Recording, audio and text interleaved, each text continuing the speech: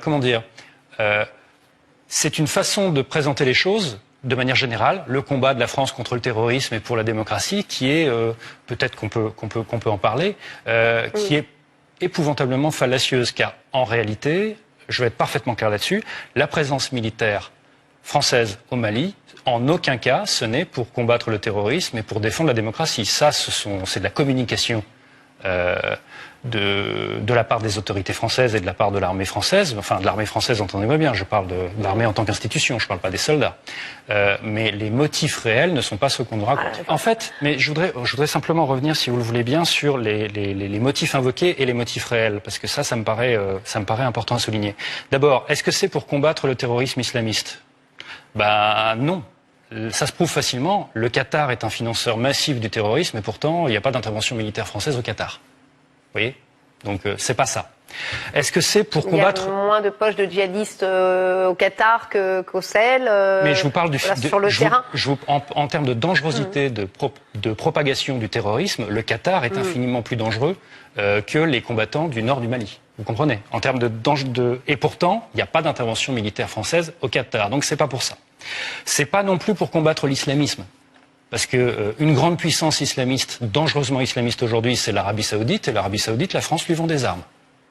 C'est pas non plus pour rétablir la démocratie ou pour défendre la démocratie au Sahel, parce que, je sais pas vous l'apprendre, au Sahel, l'armée française bombarde les rebelles qui combattent la dictature de Déby au Tchad. Donc la France n'est pas un défenseur de la démocratie au Sahel, ça n'est pas vrai non plus. Donc une fois qu'on a éliminé toutes ces pistes-là, qu'est-ce qui reste comme véritable motif ? J'allais vous poser la question. C'est simple, c'est pour protéger l'accès de certaines grandes firmes françaises aux ressources stratégiques du Sahel. Je vais vous prendre deux exemples pour que ce soit... C'est dommage qu'on n'ait pas une carte, ce serait plus clair pour les gens qui regardent. On aurait dû la faire avant, mais peut-être qu'on en a, si on m'entend en régie, sais pas, éventuellement. Mais en fait, si vous regardez la carte du Mali, et puis vous avez la Mauritanie, et puis vous avez... le Niger. Si vous regardez attentivement, au Niger, vous avez Areva qui exploite des gisements d'uranium en particulier pour les centrales nucléaires françaises. Et en Mauritanie, qu'est-ce que vous avez ? Vous avez l'exploitation du pétrole par une firme qui est Total. Et entre ces deux zones, vous avez quoi ? Vous avez le nord du Mali, où vous avez une situation de révolte. Donc oui, effectivement, il y a un intérêt direct qui est de l'ordre de l'accès des ressources, qui est un intérêt donc géoéconomique, si vous me passez l'expression. Et donc c'est ça le motif fondamental de la présence militaire française au Sahel, parce qu'ils ne sont pas qu'au Mali, et non pas des considérations sur la défense des droits de l'homme. Tous les hommes qui se sont penchés sur le Sahara ont estimé que d'immenses richesses dorment aujourd'hui sous le sable. Richesses minières, richesses pétrolières. Mais les moyens techniques financiers à mettre en œuvre pour l'exploitation rationnelle de ces richesses sont d'une importance telle qu'aucune des régions limitrophes n'est capable de les réunir seule. Précisément, Monsieur le Ministre, que peut-on attendre dans les prochaines années de la mise en valeur du Sahara ? Nous attendons beaucoup de la mise en valeur rationnelle des régions sahariennes. Mais je voudrais vous dire, ou plutôt recommander à tous, la prudence. Le Sahara, en effet, regorge de beaucoup de richesses. Mais pour le moment, pour l'instant, ce sont des richesses mortes. Il nous faut des moyens financiers, des concours techniques, du travail. Néanmoins, nous sommes en droit de dire que le Sahara, rationnellement exploité, peut constituer des sources immenses de richesses, non seulement pour les habitants du Sahara, pour les populations riveraines, mais également pour l'ensemble de l'Union française. Ce qu'il faut retenir surtout, c'est la source de pétrole, la source énergétique, si capitale à l'indépendance politique de la France et partant de l'ensemble franco-africain. Nous voulons en effet, par l'exploitation des richesses pétrolières, rendre à la France et à l'ensemble de l'Union française leur indépendance vis-à-vis de l'étranger en matière énergétique. C'est un facteur très important dont il faut tenir compte quand on pense, quand on songe à la mise en valeur des régions sahariennes. Qui aura l'Afrique dominera le monde. C'est une vérité. Parce que qui aura l'Afrique sera maître des matières premières dans le monde. Soit qu'il développe ces matières, valorise ces matières premières pour son économie, ou soit qu'elle empêche que sa matière première parvienne au camp adverse. Et vous savez que l'histoire de la guerre contre le terrorisme en Afrique, la version officielle, présentée, entretenue, financée à travers des médias, des instituts, des ceci, cela, elle donne très peu d'espace à une expression pour une autre analyse, pour voir autre chose. C'est-à-dire que dans cette guerre du terrorisme, il y a deux points qu'il faut bien voir. C'est-à-dire, c'est quoi réellement cette guerre? Ce qui est agité, comme je dis, l'écran médiatique, là, mettons-le de côté. Regardons concrètement. L'enjeu, c'est quoi d'abord? Parce qu'il faut aussi s'entendre sur cet enjeu dont on ne dit pas. C'est quoi l'enjeu? L'enjeu, c'est quoi, les bandits terroristes, là? Non. L'enjeu, c'est cet espace. Qui part de quoi? Qui part des champs gaziers de l'Algérie, du gaz, que la France prend pour son chauffage, et qui traverse et qui va de l'autre côté, l'autre extrémité, c'est quoi? C'est le Niger, et c'est les mines d'Areva. Mines d'Areva. Les mines d'uranium d'Areva, que la France achète à très bon prix, et 2 ampoules sur 3 en France s'allument et marchent grâce à l'uranium du Niger. Cet espace est sujet aujourd'hui à des convoitises. Ça, c'est indéniable. Aujourd'hui, la Chine est toute puissante, elle arrive. La Turquie est en Libye. Les Russes sont en Libye. L'Iran s'intéresse de plus en plus aux mines d'Areva, aux mines de l'uranium, d'uranium.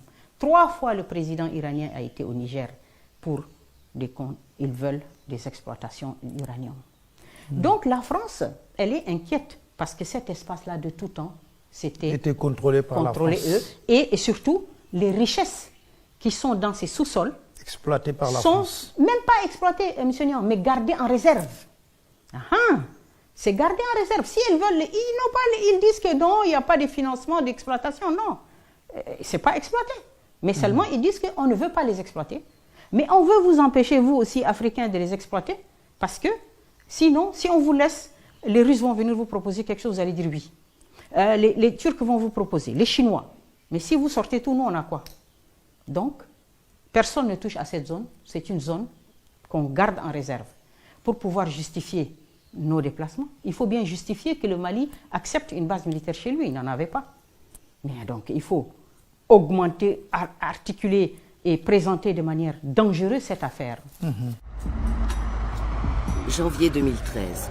4000 soldats français sont déployés au Mali. Leur mission, arrêter l'avancée vers Bamako de rebelles djihadistes et indépendantistes touaregs. Les Français ne sont plus les seuls à avoir des intérêts dans la région. Ils doivent maintenant composer avec les investisseurs chinois et de nouveaux venus, les Américains.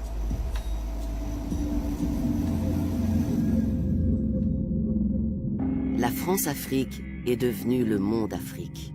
Car l'Afrique est maintenant un pion essentiel sur l'échiquier mondial du XXIe siècle.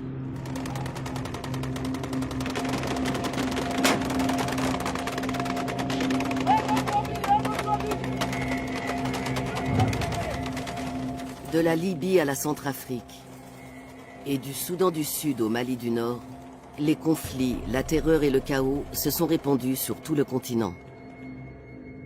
Au cœur de cet embrasement, un territoire est stratégique, le Sahel.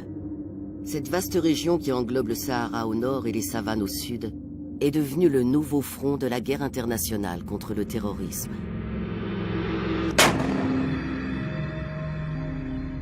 Mais le récit officiel de la guerre contre la terreur masque-t-il une bataille d'une toute autre envergure?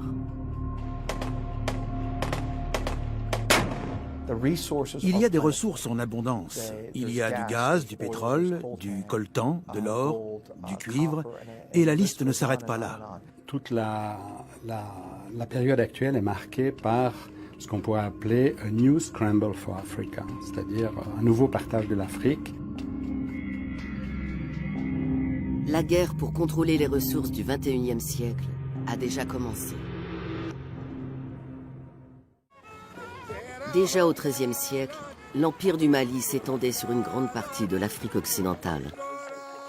Il était fabuleusement prospère. Le sel, l'ivoire et l'or en avaient fait un carrefour majeur du commerce de l'époque. Mais très vite, ces richesses ont attisé les conquêtes. Nous avons le sentiment d'être en continuité d'une histoire. Nous sommes la transition entre l'Afrique du Nord et l'Afrique qui touche l'océan, l'Afrique forestière. Et donc, ce point de vue fait que nous avons une position stratégique essentielle. Qui contrôle le Mali contrôle l'Afrique de l'Ouest, pour ne pas dire l'Afrique. C'est une position, c'est absolument clair. Et donc, cet espace devient un espace de convoitise. Dans les années 60, la découverte de gigantesques réserves de pétrole dans le golfe de Guinée attire un nouvel acteur dont les besoins sont énormes. Les États-Unis.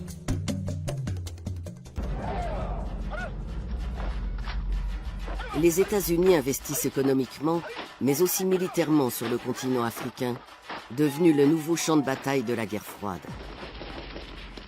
Pour contrer les intérêts soviétiques, les Américains soutiennent secrètement des rébellions armées en Éthiopie et en Angola.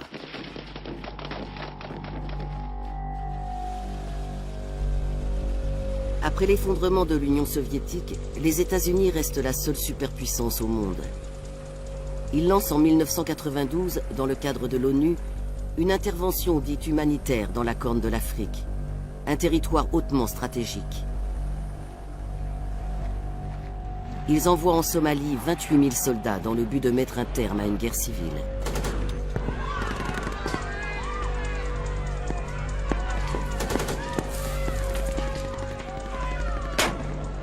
L'opération, qui prend fin 2 ans plus tard, se termine par un désastre. Des soldats américains sont capturés et tués, et les images de leurs corps mutilés sont diffusées par les médias du monde entier.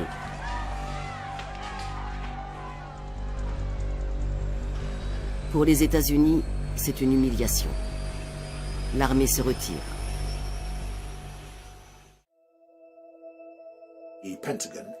En 2002, le Pentagone a dressé une série de cartes qui délimitaient toute cette partie de l'Afrique comme un couloir terroriste. Le discours officiel du Pentagone était que ces terroristes étaient venus d'Afghanistan, dont ils avaient été chassés par les forces américaines. On sait maintenant que c'était faux. Ils étaient passés par le pays de Ben Laden, le Soudan, et pour rejoindre des terroristes en Afrique du Nord, ils étaient arrivés par cette ceinture en forme de banane.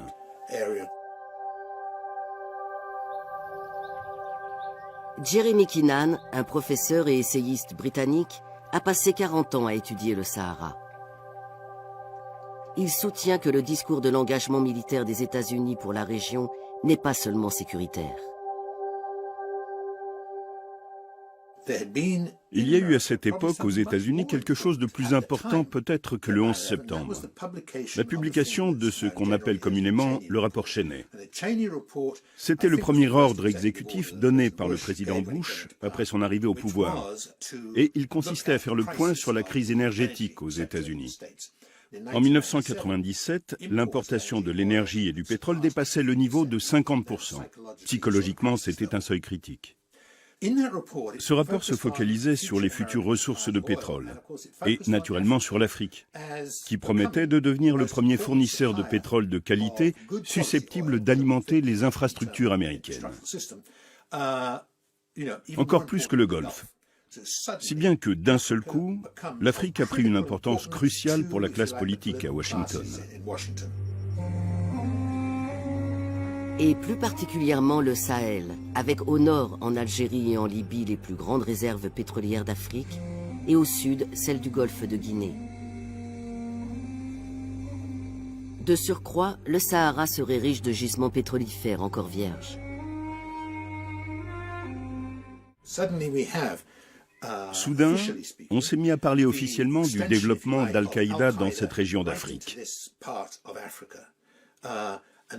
Et c'est ce qui a permis aux États-Unis de justifier un nouveau front contre le terrorisme en Afrique. Deterring and defeating transnational threats, preventing future conflicts, supporting humanitarian and disaster relief efforts, and protecting U.S. security interests. That's the mission of U.S. Africa Command. Ils se sont dit qu'il leur faudrait un poste de commandement séparé, un QG qui se concentrerait sur l'Afrique. Le gouvernement Bush, c'est Donald Rumsfeld qui était à la tête du Pentagone à l'époque, a décidé de créer ce poste de commandement exclusif.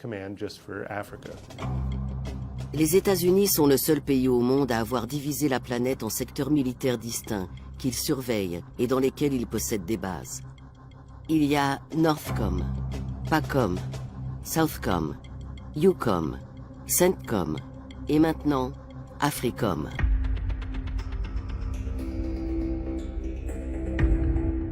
Derrière ses intentions déclarées de lutter contre le terrorisme et de fournir de l'assistance humanitaire, AFRICOM s'est implanté sur tout le continent en organisant des exercices militaires avec un nombre croissant de pays africains. Mais est-ce là la seule raison d'être d'AFRICOM ?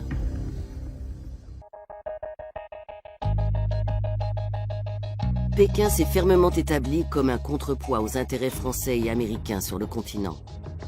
À partir des années 2000, la Chine va les prendre de vitesse, comme dans le reste du monde, en devenant le plus gros partenaire commercial de l'Afrique.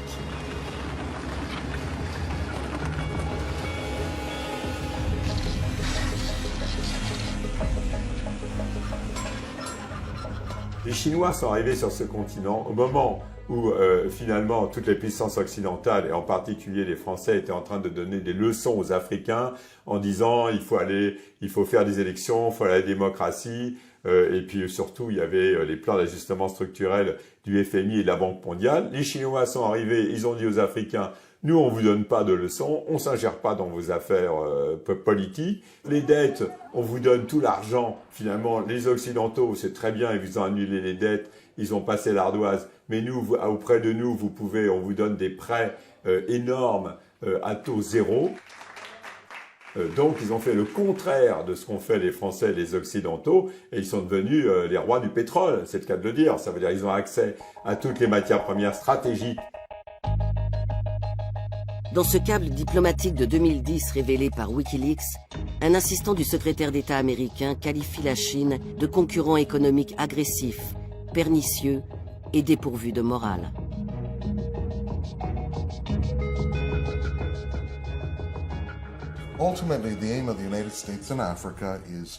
L'objectif réel des États-Unis en Afrique est de mettre en place des mécanismes qui assurent l'accès à des ressources stratégiques essentielles aux industries clés américaines, ainsi que l'accès au pétrole, afin de se poser comme contrepoids à la Chine.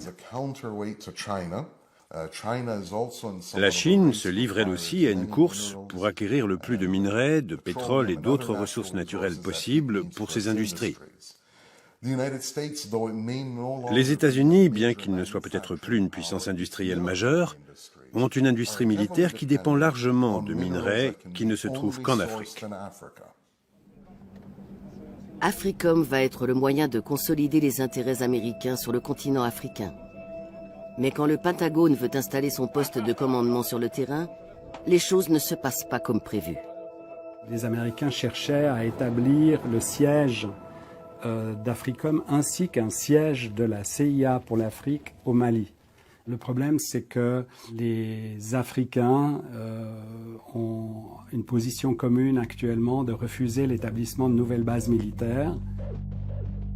Cette opposition a obligé les Américains à installer la base de commandement d'AFRICOM à des milliers de kilomètres de là, à Stuttgart, en Allemagne. La résistance contre toute présence militaire américaine est longtemps menée par un leader africain charismatique et fort riche, le même qui est depuis des décennies une sérieuse épine dans le pied de l'Occident. Dès le début de sa carrière en tant que dirigeant politique, Mouammar Kadhafi s'est opposé à toute présence militaire étrangère en Afrique. Une des premières choses qu'il a faites après son arrivée au pouvoir en 1969 a été d'expulser les bases militaires britanniques et américaines de Libye. Et la position de Kadhafi jouissait d'un soutien politique considérable sur le continent.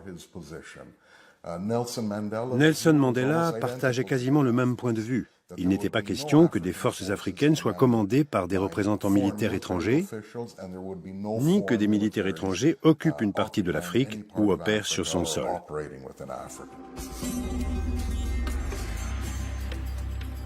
Kadhafi a joué une partie complexe avec les pays occidentaux. Le président Ronald Reagan le qualifie de chien fou du Moyen-Orient et tente de l'assassiner en 1986 en bombardant son palais. Sans succès. Les immenses réserves pétrolières que Kadhafi a nationalisées quand il a pris le pouvoir lui assurent une véritable indépendance et un ascendant sur l'ensemble du continent. À partir des années 90, Kadhafi est devenu une sorte de sommité, une voix prépondérante et sûrement l'une des plus fortes à défendre l'intégration africaine absolue. Il était considéré dans toute l'Afrique comme le successeur de Kwame Nkrumah en ce qui concerne la vision de l'unité africaine. Et ce n'était pas que des belles paroles. Kadhafi tenait non seulement à accélérer ce processus d'intégration, mais aussi à le financer. L'argent du pétrole libyen permet à Kadhafi de développer des projets ambitieux. 300 millions de dollars pour le premier satellite panafricain Rascom. Et 30 milliards pour le plus grand système d'irrigation au monde. En puisant dans les immenses réserves d'eau douce sous le Sahara, il transforme des dizaines de milliers d'hectares de désert libyen en terres agricoles. Kadhafi démontre ainsi que l'Afrique peut se développer sans passer par les banques occidentales ou le Fonds monétaire international. À coût de dizaines de milliards de dollars, la Libye a financé un grand nombre d'institutions économiques comme la Banque africaine de développement ou le Fonds monétaire africain. L'Afrique allait développer ses propres solutions, mettre en place ses propres programmes. Donc l'Afrique, du point de vue de Kadhafi et sous son leadership, est ainsi devenue de plus en plus un bloc et non plus une série de nations individuelles disparates avec lesquelles on pouvait négocier en tête-à-tête et qu'on pouvait monter les unes contre les autres. Lorsque Kadhafi est élu président de l'Union africaine en 2009, les Américains s'inquiètent. Dans un câble révélé par Wikileaks, il note que la Libye va chercher à utiliser la présidence de Kadhafi pour le glorifier et promouvoir son projet d'États-Unis d'Afrique. Les multinationales américaines ont aussi leurs problèmes avec le dirigeant libyen. En particulier, lorsqu'il décide d'annuler un contrat d'1 milliard de dollars avec Bechtel, la plus grande entreprise de travaux publics aux États-Unis, qui entretient des liens étroits avec Washington. Le fait qu'une compagnie ayant le savoir-faire et l'assise financière de Bechtel ne soit pas parvenue à décrocher ce contrat est un avertissement pour les entreprises américaines et occidentales qui cherchent à s'implanter sur le marché libyen en pleine expansion. Ainsi que pour les autres entreprises américaines qui envisageraient d'y investir. Kadhafi se met aussi à dos la France. Après avoir été courtisé par le président Nicolas Sarkozy, le dirigeant libyen annule de gros contrats d'armement. On oublie à quel point Sarkozy avait déroulé le tapis rouge à Colonel Kadhafi en décembre 2007 et le colonel Kadhafi, en échange, lui avait promis 14 milliards de dollars de contrats. Il y avait une shopping list absolument incroyable. Finalement, Kadhafi a ridiculisé Nicolas Sarkozy parce qu'il n'y a rien eu du tout ou très très peu de choses par rapport à ce qui avait été promis.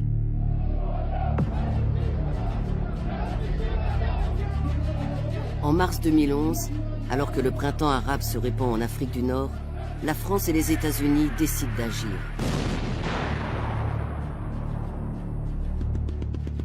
le Conseil de sécurité des Nations Unies donne son aval. La protection des droits de l'homme justifie la guerre. Nos forces aériennes s'opposeront à toute agression des avions du colonel Kadhafi contre la population de Benghazi. We hit Gaddafi's troops in neighboring Ajabia, allowing the opposition to drive them out. We hit Gaddafi's air defenses. C'est la première guerre d'Africom et son commandant en chef est le premier président afro-américain. Pour reprendre les mots du gouvernement Obama, le rôle des États-Unis dans la guerre contre la Libye consistait à diriger par derrière. Mais le plus intéressant, c'est que la guerre a été ouverte et dirigée d'abord par Africom, puis la mission a été reprise par l'OTAN.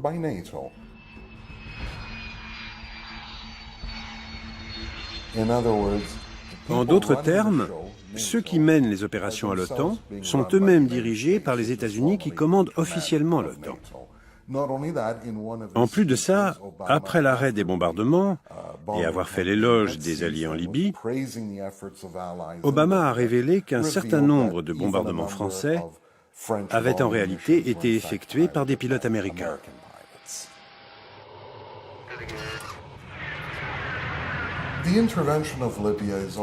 L'intervention en Libye est aussi une façon d'envoyer un message aux autres États-nations africains. S'ils se lancent dans un processus de défiance radicale, visant à une indépendance radicale, dans un processus nationaliste et anti-impérialiste, il pourrait y avoir des conséquences qui ne sont plus de l'ordre de l'hypothèse.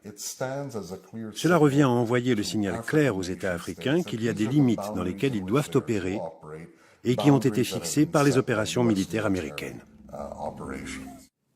En intervenant en Libye, en intervenant quelques mois plus tard au Mali, la France veut réaffirmer son rôle de puissance internationale qui a droit de siéger comme membre permanent au Conseil de sécurité. Je crois qu'on ne le dit pas souvent, mais je crois que l'objectif essentiel de la France est de dire nous sommes une grande puissance. Peut-être nous n'avons pas la puissance économique que nous avions avant, mais nous sommes un grand acteur pour la paix et la stabilité dans le monde. Dans ces confrontations en Mali, personne ne sait exactement ce qui s'est passé puisque les médias ont été tenus à l'écart de la guerre. Donc il n'y a pas d'images autres que celles qui ont été livrées par l'armée française. Il fallait montrer que l'armée française était extrêmement efficace. Son matériel militaire, c'est mieux que le salon du Bourget, on dit les avions, etc. C'est beaucoup mieux de les voir en opération. Donc les opérations, le renseignement, tout ça était magnifiquement préparé et c'est pour ça que ça donnait à la France un label d'efficacité. Konna, ou ce qu'il en reste aujourd'hui. La ville est un endroit clé pour comprendre ce qui s'est réellement passé pendant l'opération Serval. Konna a été le théâtre d'une bataille décisive avec les combattants islamiques du groupe Ansar Dine. C'est ici qu'ils ont été encerclés par les troupes françaises. Un mémorial en hommage aux premiers soldats français tués pendant ces affrontements a été érigé sur l'unique route qui permet d'entrer et de sortir de la ville. Mais ce qui n'a pas été immortalisé est le fait que sur cette même route, un convoi de véhicules transportant des centaines de combattants islamiques et leur chef, Iyad Agali, a réussi à s'échapper sous le nez des Français.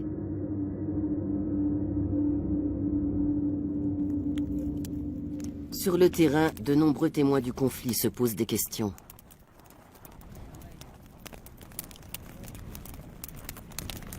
De l'attaque de Konna, on a considéré que la France ne voulait pas exterminer les islamistes. Les islamistes ont été repoussés, c'est tout. Ils sont répartis d'où est-ce qu'ils sont venus. Ils sont rentrés par les grandes portes du Sahara du Nord, du désert du Nord. Et ils sont là encore dans le Nord.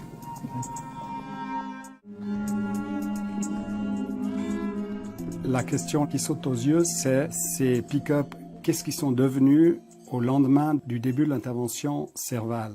Il n'y a qu'une seule route qui conduit vers le nord. Il aurait été facile, avec les moyens aériens dont dispose la France, de les intercepter.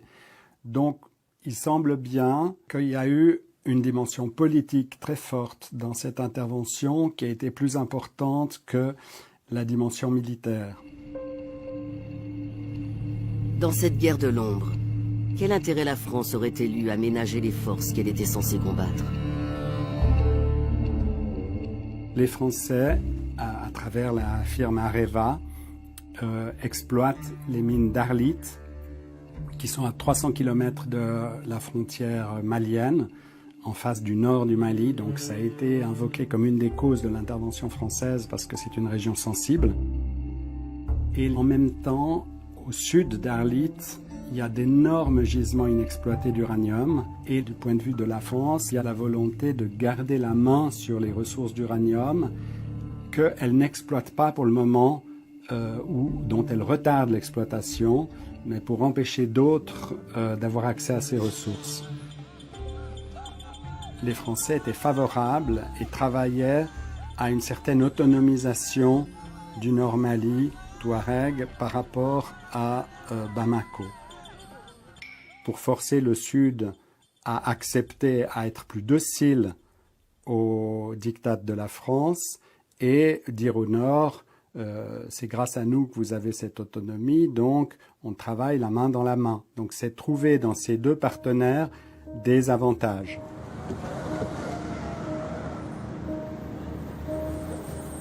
Dans cette partie d'échecs, la France n'est pas seule. Et c'est bien loin du Sahara que se décide le futur économique de la région. Des représentants des groupes pétroliers, des experts du capital risque et des responsables africains en charge de l'énergie se retrouvent à Londres, capitale financière de l'Europe, pour discuter de contrats et rêver de gros profits. Bonjour mesdames et messieurs et bienvenue à ce 11e forum de l'Afrique indépendante. Malgré le chaos, les guerres et les révolutions, l'intérêt des Occidentaux reste considérable pour ce qui pourrait être la plus grande réserve non exploitée de pétrole sur le continent. L'Eldorado du Sahel, le bassin de Taoudéni, qui s'étend de la Mauritanie à l'Algérie, couvrant le Nord Mali. Il existe des gisements en quantité non négligeable, mais dans une zone très vaste, peut-être plus grande que le Texas ou équivalente aux 2/3 de l'Europe. Il y a donc très peu de puits dans cette zone, en tout cas pas assez pour faire une estimation. Il faudra beaucoup de temps pour connaître les ressources exactes de ce bassin. Malgré un déclin récent de l'importation de gaz et de pétrole africain vers les États-Unis, les intérêts des grands groupes énergétiques américains pour l'Afrique n'ont pas diminué. Les besoins de l'Asie et de l'Europe ne cessent de croître. Près de 2000 milliards d'investissements dans le pétrole et gaz africain sont prévus au cours des 2 prochaines décennies. On sait tous qu'on va vers une raréfaction des ressources pétrolières et que ces derniers grands bassins pétroliers d'Afrique vont avoir une importance croissante au fil des années et qu'il est très important de se prépositionner pour l'exploitation de ces ressources.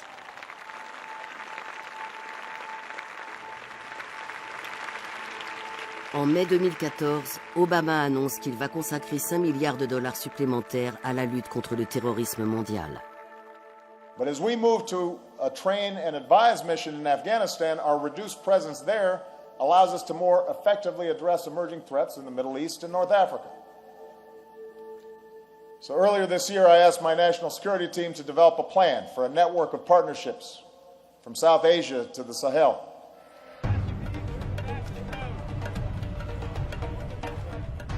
« 130 ans après la conférence de Berlin, un nouveau partage du continent africain s'effectue pour garantir l'approvisionnement en pétrole, en minéraux stratégiques, en terres arables et même en eau sous les sables du désert.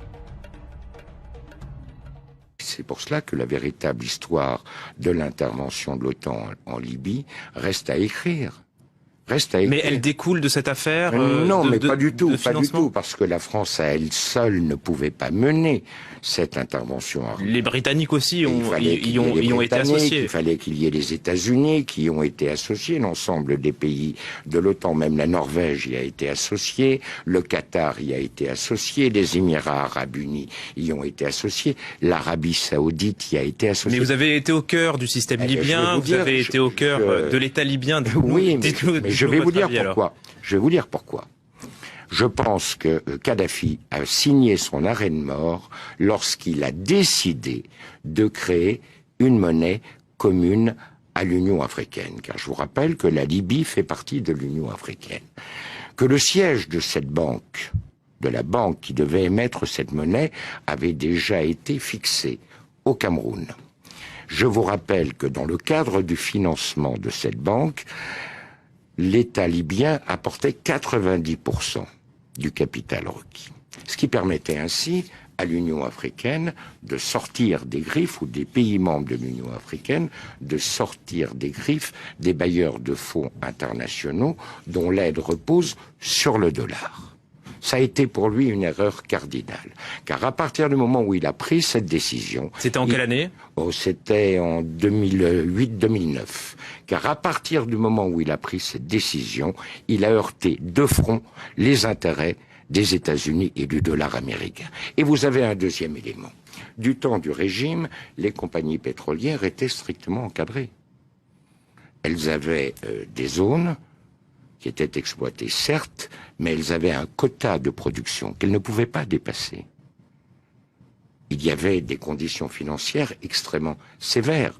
Prenez l'exemple de Total. Total devait reverser à l'État libyen plus de 85% du résultat de l'exploitation des zones pétrolières. À partir du moment où le régime tombait, eh bien, chaque compagnie a fait ce qu'elle a bien voulu faire.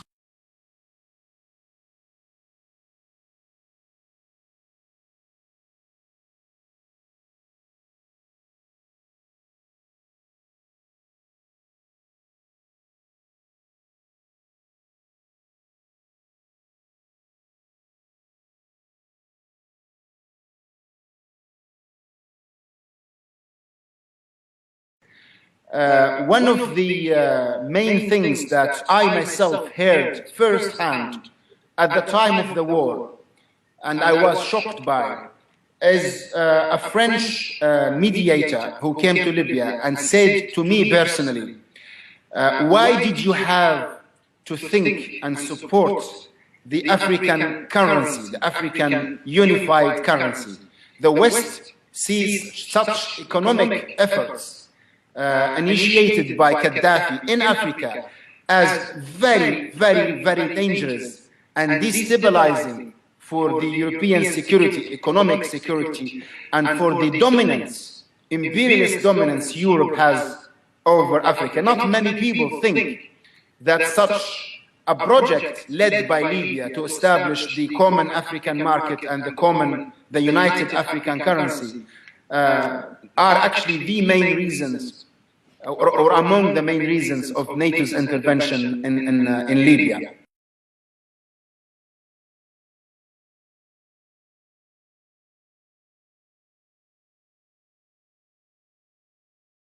While more speculation has been raised on the reasons for NATO's intervention in Libya. And as RT's Laura Emmett reports, the organisation may have been trying to prevent Gaddafi from burying the American buck.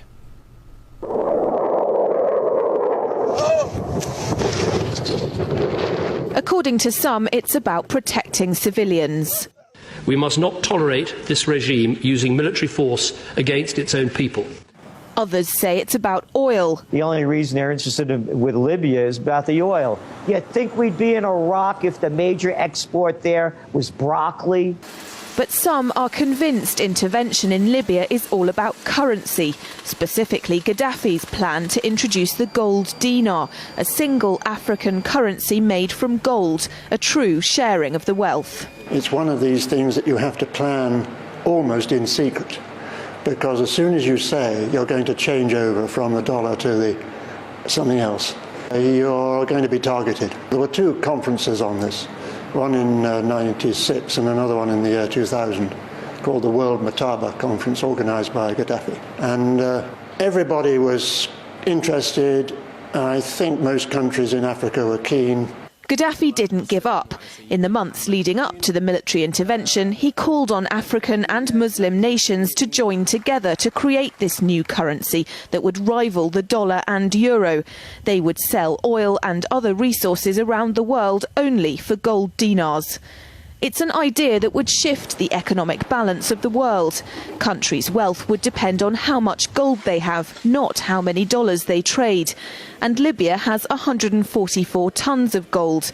The UK has double that, but 10 times the population. If Gaddafi had an intent to try to reprice his oil or whatever else the country was selling in the global markets and accept something else as a currency, or maybe launch a gold dinar currency, any move such as that would certainly not be welcomed by the power elite today who are responsible for controlling the world's central banks. So yes, that would certainly be something that would cause his immediate dismissal and the need for other reasons to be brought forth for removing him from power. It's happened before. In 2000, Saddam Hussein announced Iraqi oil would be traded in euros, not dollars. Sanctions and an invasion followed. Some say because the Americans were desperate to prevent OPEC from transferring oil trading in all its member countries to the euro. The UK's gold is kept here in a secure vault somewhere in the depths of the Bank of England. As in most developed countries, there's not enough to go around. But that's not the case in places like Libya and many of the Gulf states. A gold dinar would have given oil-rich African and Middle Eastern countries the power to turn around to their energy-hungry customers and say, sorry, the price has gone up and we want gold. Some say the US and its NATO allies literally couldn't afford to let that happen. Laura Emmett, RT, London. D'un côté, la plus grande armada du monde, formée de 28 pays, les plus puissants du monde, contre 6 millions d'habitants en Libye. 1 milliard d'habitants dans les pays qui composent l'OTAN, grosso modo, 28 nations puissamment armées. Que pouvait-on faire? Je crois qu'ils pensaient que la guerre durerait 15 jours. Ça a duré 8 mois. 26 000 sorties d'avions, 10 000 frappes aériennes, 50 000 morts. Voilà. Et puis les résolutions qui ont été adoptées en 1973 ont commencé à être violées.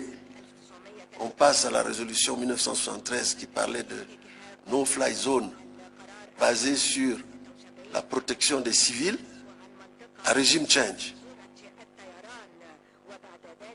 C'est-à-dire qu'au Conseil de sécurité, ils nous ont menti.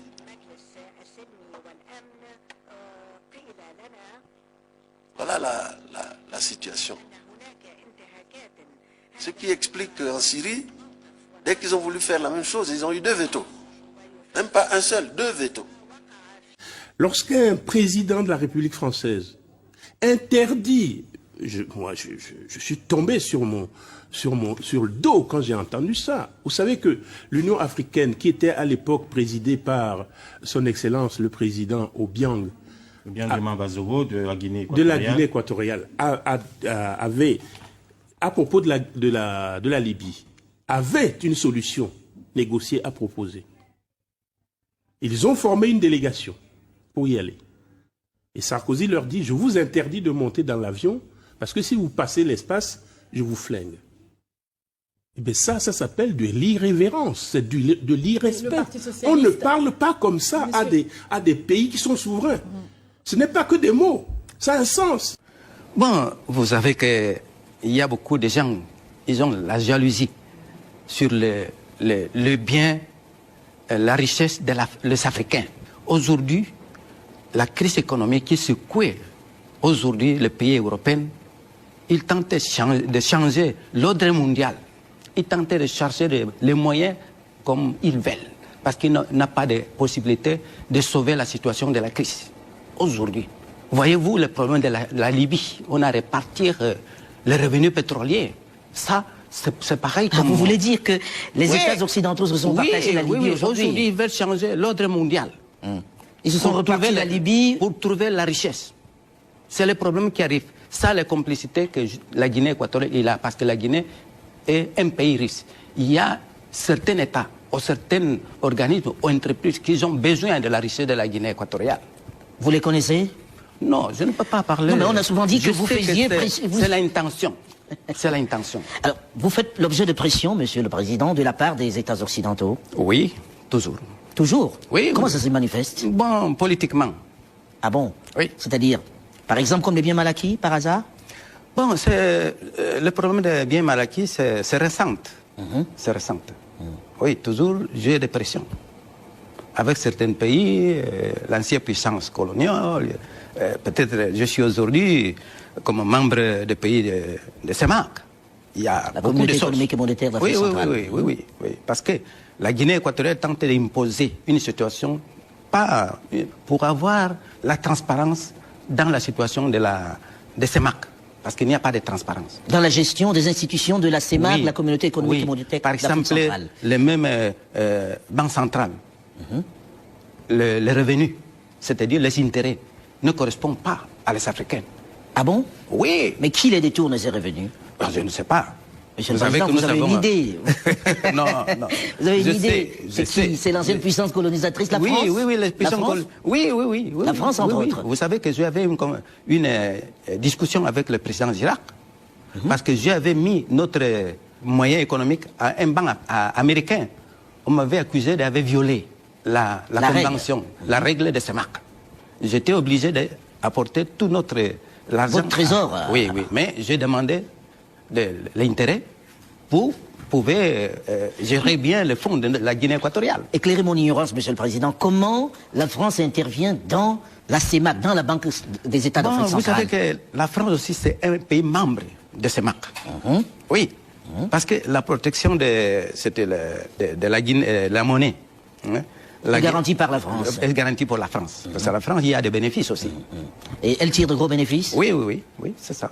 Beaucoup trop pour vous. Oh, je crois que je parle seulement pour le fonds de la Guinée équatoriale. Je ne peux pas toucher les autres pays. Et maintenant, vous avez droit au chapitre puisque vos fonds sont importants au sein de cette Banque des États d'Afrique centrale. C'est le problème. C'est pour ça que vous avez demandé la rotation? Oui, c'est le problème. Parce que j'ai demandé la rotation. Aujourd'hui, le gouverneur, c'est la Guinée équatoriale. C'est un citoyen de la Guinée équatoriale. Ça, ce n'est pas... Il ne plaît pas plusieurs gens, étant membres de CEMAC, que la Guinée soit le pays qui retient aujourd'hui le gouverneur. Parce que le gouverneur, il tente d'imposer la règle de transparence. Il me semble souvent que les Africains ont peur d'être indépendants. Qu'ils ont peur d'être indépendants.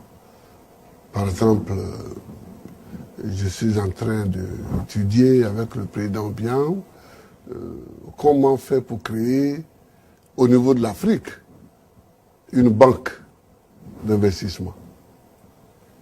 Les Africains ont les moyens d'avoir une banque qui soit totalement indépendante des autres. Bon, on n'est jamais totalement indépendant dans le monde éclaté où nous vivons, mais je veux dire de prendre l'initiative. De prendre l'initiative. Au lieu d'être tout le temps dans une politique de mendicité, nous pouvons prendre des initiatives nous-mêmes. Bon, là-dessus aussi nous sommes d'accord. Donc, aujourd'hui, je pense que notre appartenance à l'Afrique, qui est le continent le moins développé du monde, doit s'exprimer en termes très concrets. Et tant que nous ne prenons pas en main notre indépendance et notre capacité à agir nous-mêmes, nous ne nous en sortirons pas. L'Afrique, qui a connu l'esclavage, c'est parce qu'il y avait naissance, il y avait une révolution commerciale qui a eu comme conséquence l'esclavage, donc la première révolution du capitalisme. L'Afrique, qui a connu une deuxième révolution, qui a connu une deuxième conséquence avec la révolution, comment dirais-je, la révolution industrielle, ça a donné la colonisation. Et actuellement, nous sommes dans la troisième révolution, la révolution numérique. Donc l'Afrique doit tirer les leçons du passé, parce que quand vous regardez l'histoire africaine, vous vous rendez compte que c'est à cause du capitalisme, pendant 5 siècles, que nous souffrons. Donc, si ces capitalistes sont encore puissants, et on ne sait pas s'organiser pour faire face à cette puissance, nous allons encore tomber dans un esclavage sur notre propre continent. Parce que ce qui m'a étonné, c'est quelquefois ça me fait rire. Est-ce que les Africains sont conscients? Les élites africaines sont conscientes? Je pose une question. Élites politiques comme intellectuelles. Regardez l'Union africaine, le dernier forum, le 30e sommet, où on a voté, on a nommé Kagame comme président. Le thème c'était lutter contre la corruption pour essayer que l'Afrique se développe. Mais regardez un sujet accessoire. Quand d'autres puissances parlent comment se préparer pour faire face à la guerre qui va éclater. Non, les Africains se retrouvent pour parler de la corruption. Donc les Africains sont encore dans ce qu'on peut appeler les secondaires. Or, l'essentiel est géopolitique. Il y a de nouvelles puissances qui émergent. Il y a des acteurs non étatiques qui sont plus puissants que les États, qui risquent de faire plus mal que d'autres puissances étatiques.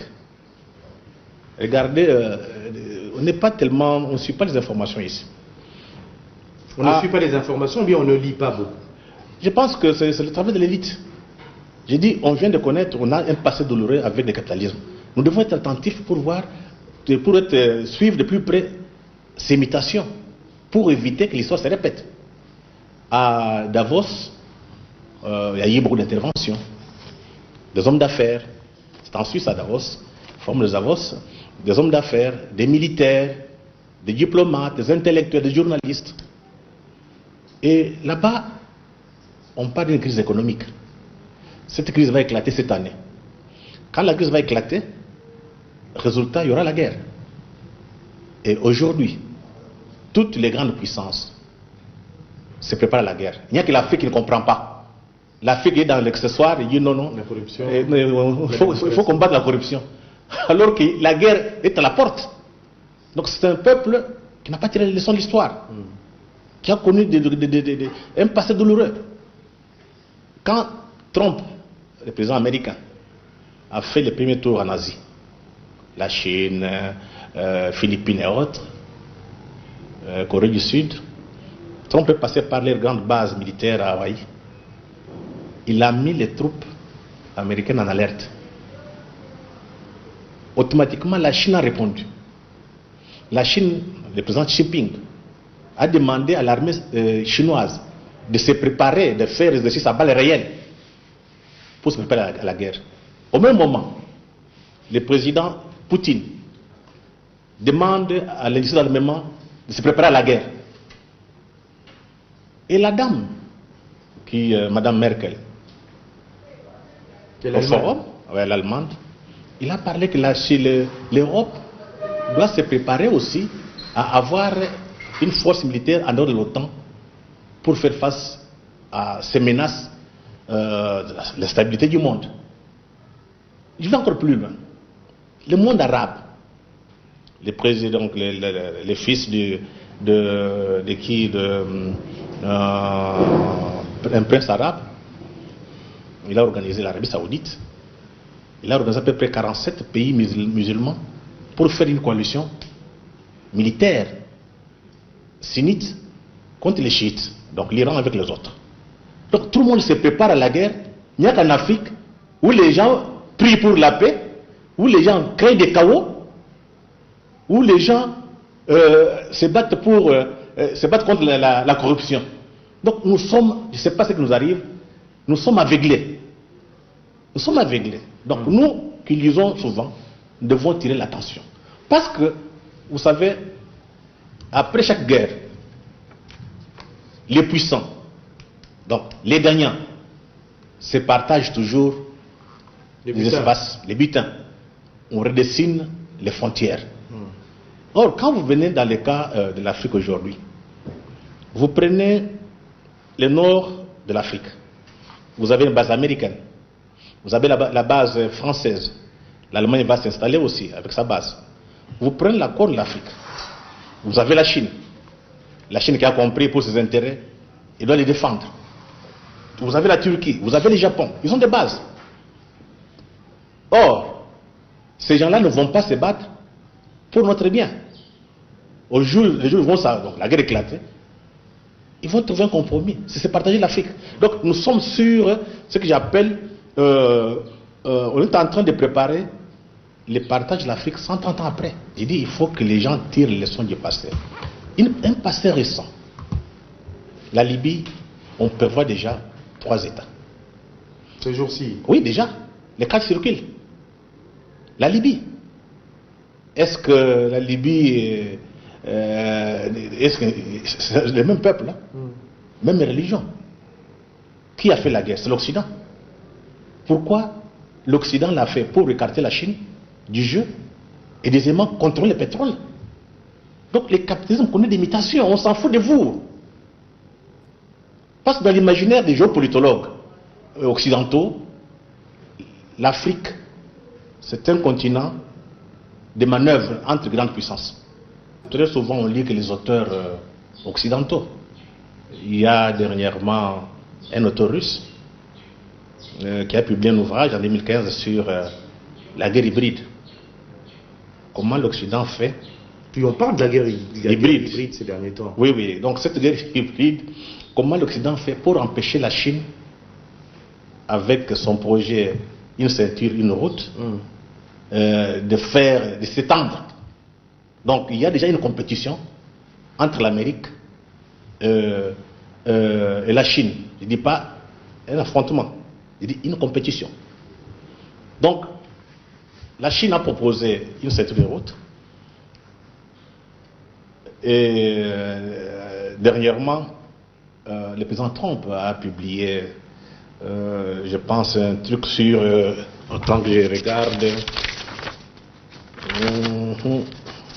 excusez-moi. Hein? Oui, non, Freddy Moulumba, okay. Toujours ses recherches. Oui. La stratégie de la sécurité nationale américaine pour l'Afrique, c'est fin 2017. Et Trump dit, donc la stratégie pour les Américains, la Chine est présente en Afrique, elle est dans les mines. Qu'est-ce qu'il faut faire? Il faut ce qu'on a en Afrique pour produire quelque chose de qualité afin de faire, d'être comme une alternative à la Chine. Donc il y a déjà une compétition à ce niveau-là. Est-ce que les Africains sont conscients? Et quand j'ai parlé de la guerre hybride, c'est par rapport à une ceinture, une route. Dans cette guerre hybride, l'Occident fait par tous les moyens, donc avec l'Amérique en tête, d'empêcher la Chine d'investir en Afrique. Qu'est-ce qu'il faut faire? Il faut créer des chaos. Première instabilité. Premier cas, instabilité. Comme ça, la Chine ne saura pas s'installer. Ce qui s'est passé en Libye, avec la guerre, aujourd'hui la Libye était gouvernable, la Chine avait beaucoup investi, et il y avait près de 30 000 Chinois qui ont été récupérés par leur État. Ce qu'ils ont fait au sud du Soudan, où il y a du pétrole, les gens s'entretuent, on ne sait pas l'exploiter, les Sud-Soudanais meurent de faim. Et on voit des bienfaiteurs venir donner à manger aux petits nègres négrichons avec des moustiques, avec des mouches à la bouche, alors qu'ils sont assis sur une richesse. Donc tout ça, empêcher la Chine de mettre la main, c'est la guerre hybride. Deuxième cas de guerre hybride, c'est utiliser, soit à l'intérieur, c'est comme les cas chez nous, les ONG, avec leurs médias, pour créer un chaos et empêcher que la Chine puisse, comment dirais-je, mettre en pratique son projet d'une ceinture, une route. C'est ainsi que vous voyez chez nous les ONG financées par l'Occident qui vous réclament les élections, qui vous réclament les droits de l'homme, bonne gouvernance, qui font des manifestations de manière régulière. Ce n'est pas pour créer la démocratie, c'est pour créer un désordre, pour que la Chine ne puisse pas réaliser son projet. C'est la guerre hybride. On nous laisse entendre que le besoin colossal de matières premières de la Chine est une chance pour l'Afrique.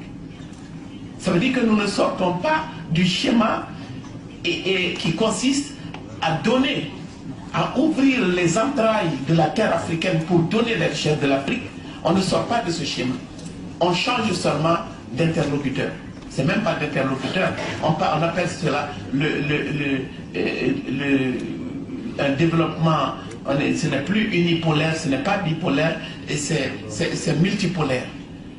Comme la multiplication des interlocuteurs avec le Brésil, la Chine, la Russie et le reste est considérée comme une chance pour l'Afrique. C'est grave, pourquoi? Parce que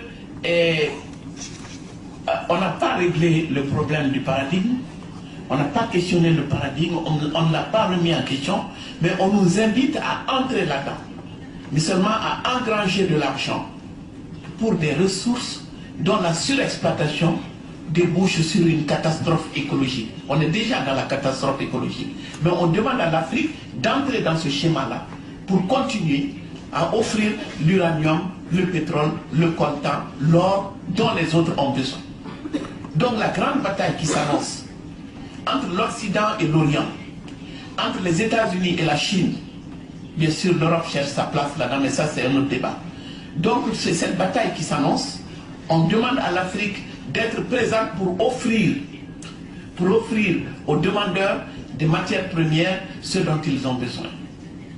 Alors, et l'illusion de l'émergence de l'Afrique, les pays qui émergent, le Brésil, la Russie, l'Inde, la Chine, quand on regarde la dimension, c'est des sous-continents ou des continents.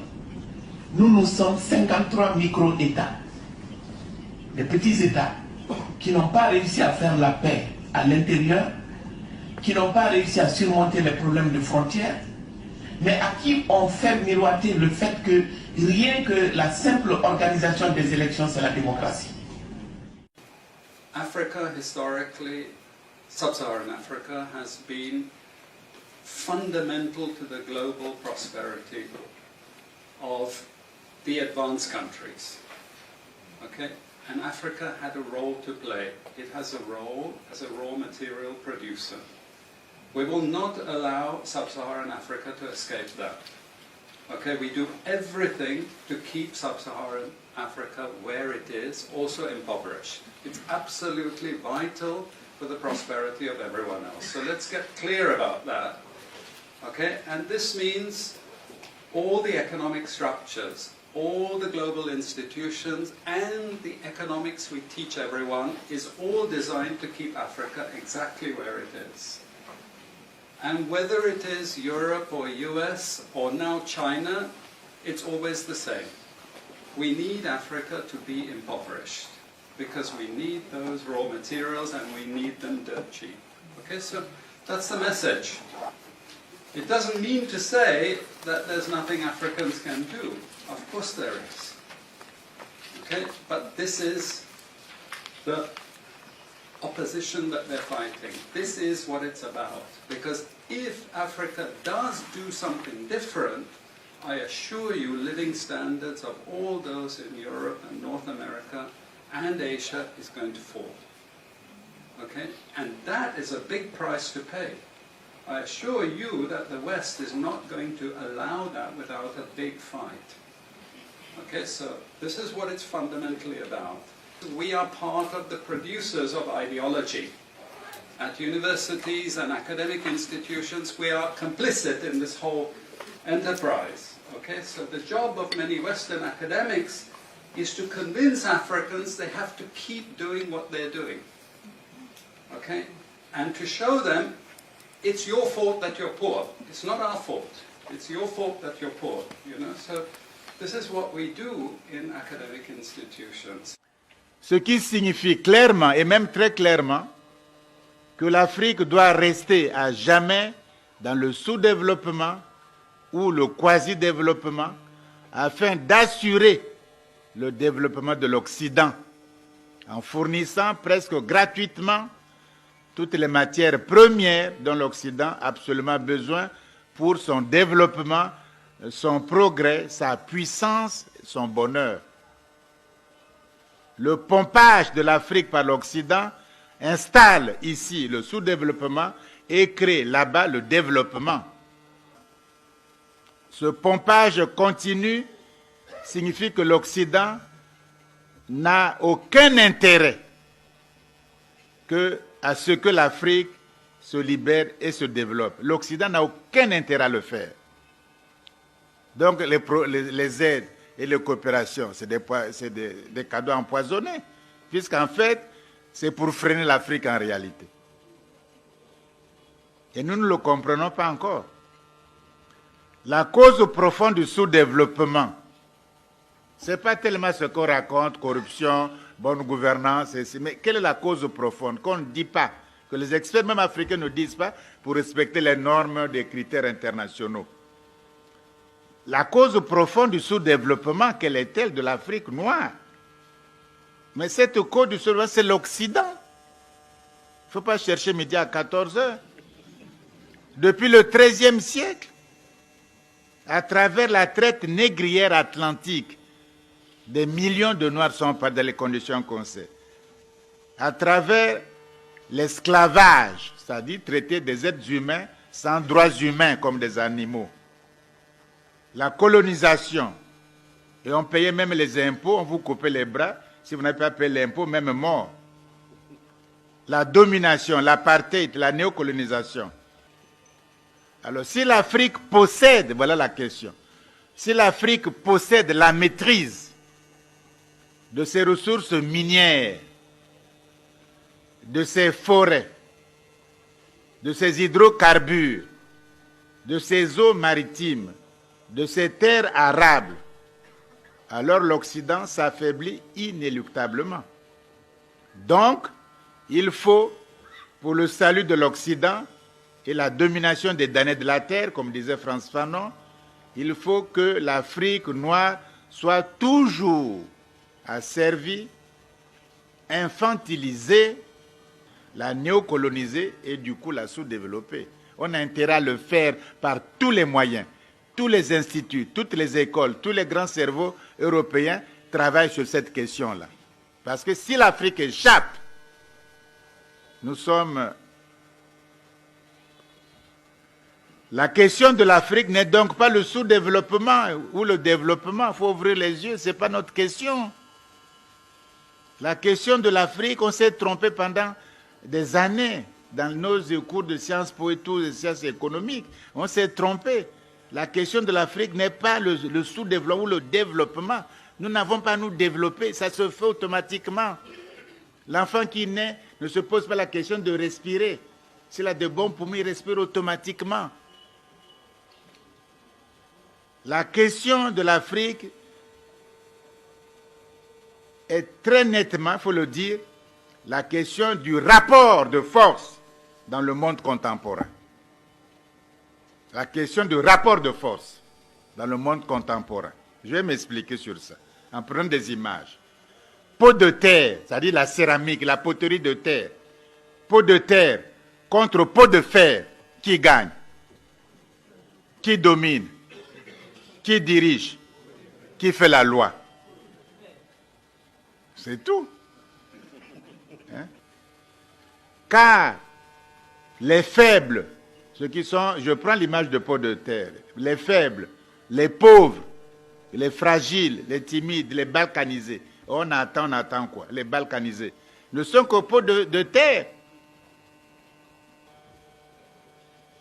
Même il n'y a même pas de sécurité d'un peuple africain. On peut bombarder de l'espace. Nous, on n'y connaît pas l'espace. On peut vous bombarder en étant dans l'océan Indien. On peut vous atteindre. Voyez-vous?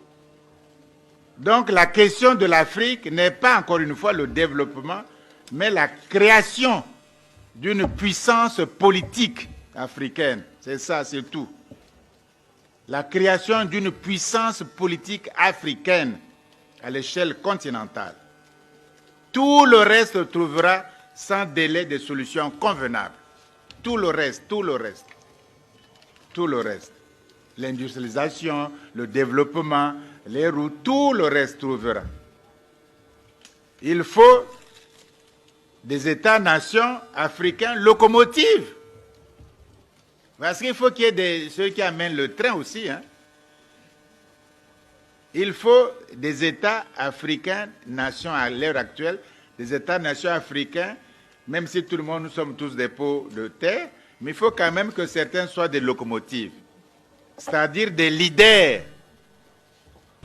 Si on fait les statistiques honnêtement, au moins 95% de la jeunesse à l'opinion majoritaire donc, du continent, ils sont pour l'État fédéral africain. C'est-à-dire créer une puissance politique africaine. C'est ça qui nous manque le plus. Parce qu'on peut avoir une puissance économique, on peut avoir le franc même, la monnaie, etc. Mais si on n'a pas de puissance politique, on ne se protège pas assez. Aujourd'hui, les États-Unis ont la puissance politique, la puissance économique, la puissance monétaire, culturelle et scientifique.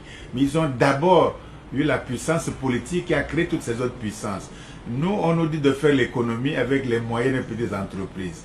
Mais on ne peut pas se développer avec une moyenne entreprise, encore moins avec une petite entreprise. On se développe avec des grandes entreprises, avec la grande industrie. Bon, on nous dit qu'il faut faire le dialogue nord-sud, mais le sud est hyper développé. Le nord est hyper développé, le sud n'est rien. Comment on va dialoguer? Sur quelle base on va dialoguer? C'est le dialogue du pot de fer et du pot de terre. Et quand on voyage ensemble, quand on se cogne, c'est le pot de terre qui sera cassé, vous voyez bien. Donc tout ça, ce qu'on nous raconte aujourd'hui, la Banque mondiale, le Fonds monétaire international et Bruxelles, l'Union européenne à Bruxelles, tout ce qu'ils nous racontent, c'est pour perpétuer la domination du continent africain. La jeunesse n'en veut plus. Et je crois que c'est ça l'espoir. Nous voulons bâtir une puissance politique africaine pour résoudre ensemble nos problèmes monétaires, économiques, scientifiques, de sécurité même du continent africain. Nous sommes des hommes comme des êtres humains. On doit se respecter soi-même. Et que même si les autres ne vous respectent pas, on doit se respecter soi-même et faire le bonheur du continent africain. Aussi, on a trop souffert. Il faut arrêter la souffrance.